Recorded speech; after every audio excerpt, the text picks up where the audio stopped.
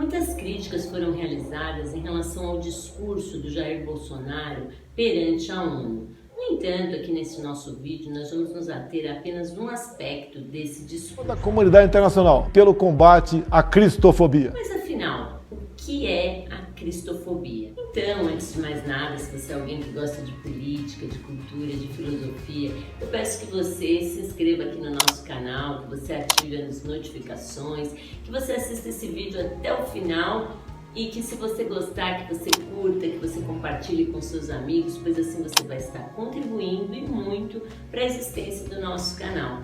Vamos então à análise crítica dos fatos.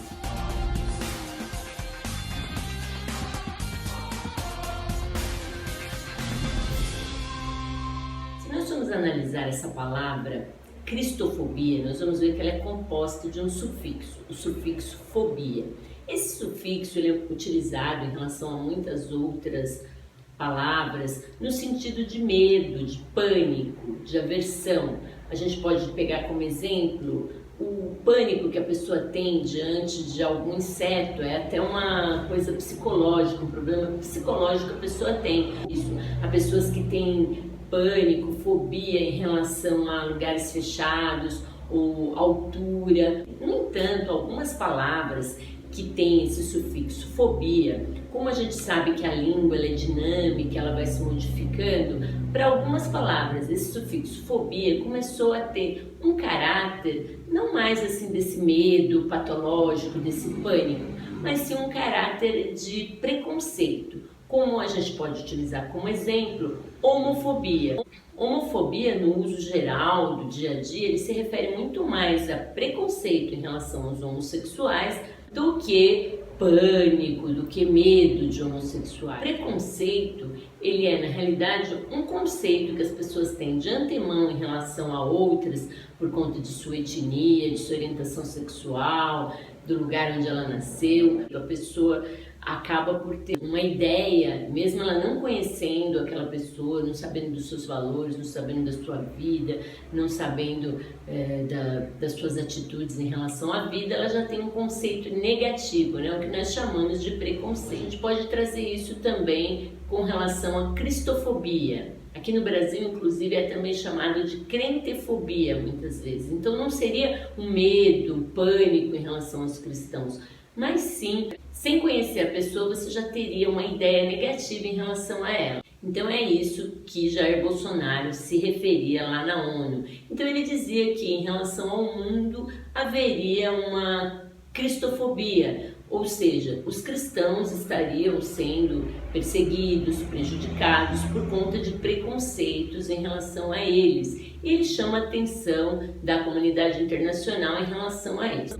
Nós vamos fazer uma análise e nós vamos encontrar, sim, alguma perseguição no mundo atual em relação aos cristãos, no Oriente Médio, em alguns lugares da África. Então, se nós trazemos essa realidade aqui para o Brasil, sou um pouco estranha essa fala do Jair Bolsonaro. Por quê? Em primeiro lugar, aqui no Brasil, já houve outros políticos conservadores que falaram, inclusive, em criminalizar a cristofobia, mas na realidade eles não estavam se referindo aos cristãos em geral, porque se a gente for verificar aqui no Brasil, a maioria das religiões, com algumas exceções apenas, elas seguem os ensinamentos cristãos, os ensinamentos de Jesus Cristo, porque os espíritas são cristãos, muitas religiões de matriz africana também seguem os ensinamentos de Jesus Cristo, e também aos católicos e os evangélicos, por sua vez.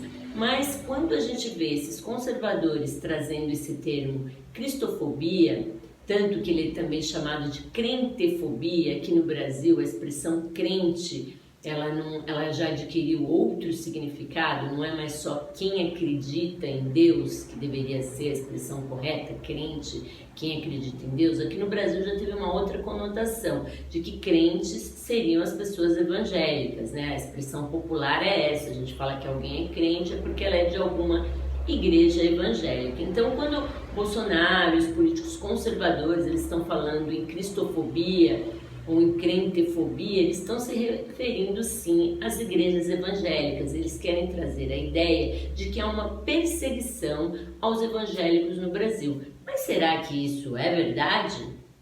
Se nós formos analisar, no Brasil não há nenhuma perseguição a cristãos, como por exemplo, se pegarmos os exemplos das pessoas LGBTs. Homofobia no Brasil realmente existe, pois não há dúvida de que as pessoas LGBTs são assassinadas, pessoas trans sofrem agressões. Houve inclusive um aumento do número de mortes dessas pessoas no Brasil. Eles sofrem preconceito, sofrem perseguição e sofrem violência, isso não há qualquer dúvida.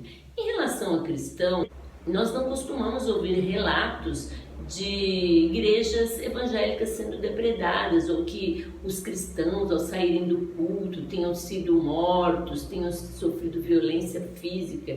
Isso não existe no Brasil. E se levarmos num campo mais amplo de cristianismo, o cristianismo é a religião mais respeitada no Brasil. Nós temos feriados cristãos, nós temos vários benefícios que as igrejas têm em relação a tributos, por exemplo.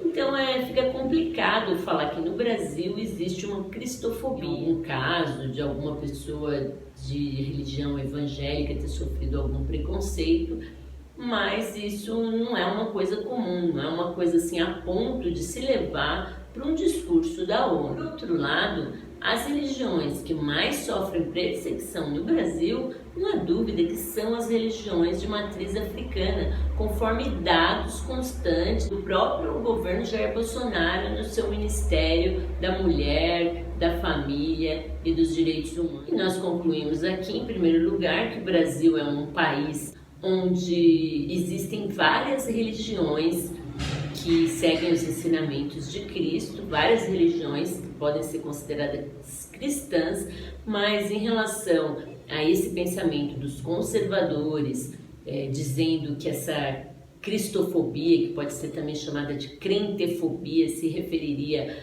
aos evangélicos, isso não existe. Inclusive os evangélicos, eles têm lá uma bancada grande de congressistas, que estão aí defendendo suas pautas conservadoras, que por sua vez carregam em si muito preconceito, principalmente contra a população LGBT, contra direitos das mulheres e outras questões mais que nós sabemos que estão sendo defendidas por essas pessoas lá no Congresso de uma maneira bem forte. Eu espero que vocês tenham gostado do vídeo. Se vocês gostarem, que vocês compartilhem com seus amigos, que vocês comentem. Se vocês não gostaram, podem comentar também, que a gente está aí sempre respondendo. Nós estamos sempre dispostos a esclarecer o que for necessário. É isso. A gente se vê por aqui. Um beijo e até a próxima.